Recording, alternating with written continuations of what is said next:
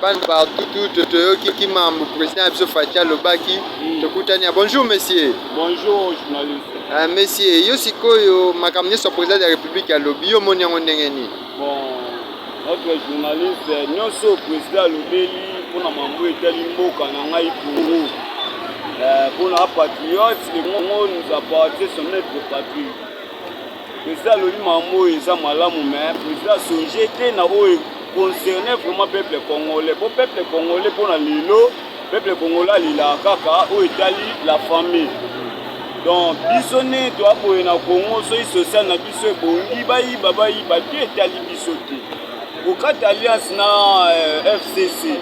Donc ça c'est une bonne chose pour l'Oba, mais pour nous les Congolais, disons, nous les citoyens, les services biso ne lo ote Et bon soki siko ke mamu président le bien simbité ko za ndengeni. Bon, comme on dit, les réalistes n'a pas parole na disons, mais comme s'il n'est pas Dieu, donc jamais toro le baka jeté à osala nenge à lodi pour il n'est pas un Dieu.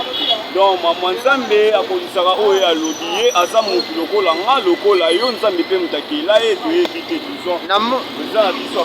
Namona lobi ba sepeli ezaki pone ezaki victoire to ezaki ni. Bon, victoire alobi pona ba sepelaki ezali nango makambo ya otala oyo ba citoyen congolais ba pensaki te président oloba mais ba sepeli à ce qui concernait kokata alliance oyo asala na bato oyo bamundisa ye na politique na ye asala comme la FCC yango nde parti oyo epesa président na biso mpasi po s'en sortir na baparti oyo eza ye yango nde peuple asepelaki na ndenge akati alliance na parti oyo ezotia ye vraiment coincé pour s'en sortir na bapense na ye notre journaliste. Mais pour nous les Congolais idée wana eza nango bien ya nango bien makasi mais a mérité kaka na ndenge asaeli yango vraiment et ça le peuple congolais kali. OK, merci na sepel na idée na.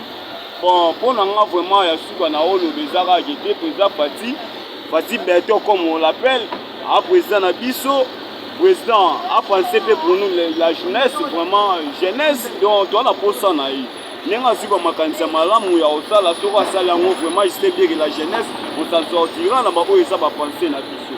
En tout cas notre président Fati Beton pensait bien à la jeunesse vraiment toi besoin na yo peuple congolais aleli à part makambo yo zo boulé oyo mamotali politique mboka mais boulé pe libuma peuple congolais pour peuple congolais soko ali atondi mama politique et kota ye na likambo te que si ba politicien ba sa mam na bango ba débrouiller to débrouiller peuple congolais sala kaka à l'aise soko ali atondi en tout cas à penser au te bravo président Fati Beton nyonso topesi na chance yango wana topesi osala yango peuple congolais nima esala biso.